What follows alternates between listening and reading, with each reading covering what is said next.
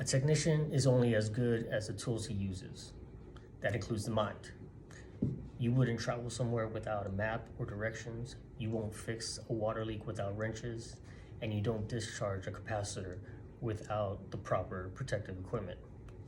You can't fix any issue without the proper tools, knowledge, and skills needed to locate that problem and correct it properly.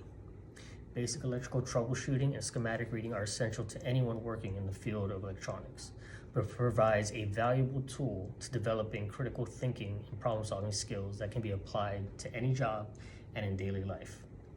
Now, I've been an aerospace support equipment maintainer for the U.S. Air Force for 11 years, and I've trained a lot of people with a wide range of electrical experience, but the common starting point was the basics of troubleshooting. And even after 6 years of heavy maintenance projects, I still find myself referring back to those basic troubleshooting skills that I learned early on in my career to help me succeed at work. Whether it be the replacing of a diesel engine or full rebuilds of electrical control trays and terminal boards, being able to read a schematic was a extremely valuable tool that made the troubleshooting and repair process that much smoother and more time efficient. Now, anyone looking to pursue a career in computer or electrical engineering needs to have a solid foundation of troubleshooting. And I can agree with the user, Jim Blum, on the SparkFun website, who said, understanding how to read and follow schematics is an important skill for any electronic engineer to have. Basically saying that it's a part of the tool bag that you take with you to every job, because it's not simply being able to say that there is a problem. When you have those physical and mental tools combined, you should be able to identify a problem and formulate a fix simultaneously. It should be one and the same. But it also comes by being able to critically think about the problem while using the resource of your schematic. Because the schematic is the roadmap of any circuit. And the University of Pennsylvania made a similar example, stating that navigating dilemmas in your career path resembles traversing uncertain terrain. Critical thinking acts as a dependable GPS.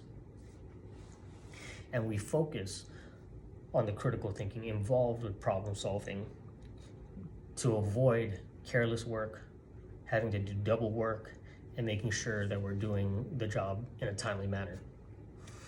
Now, do you want to go into a job and just do a trial by fire, possibly creating more work than there needs to be? Or would you rather use your resources proficiently and do the job right the first time? Because this also falls into many other jobs, into many other career paths. No one wants to hire a private driver or jump into a taxi with someone who doesn't know how to get there the most efficient way, just making turns wherever they want to go. Nobody wants to hire a contractor who's just willing to try ideas and throw ideas against the wall, seeing what sticks, not really paying mind to the timeline or wondering about a budget. So we want to identify that there is a common factor for anybody that has strong troubleshooting skills, and that's their ability to have critical thinking in different aspects of their lives. Again, basic electrical troubleshooting and schematic reading skills is more about your technical expertise. It's going to carry over into developing those critical and problem-solving skills. So I would encourage anybody to continue honing their skills, to seek out certifications.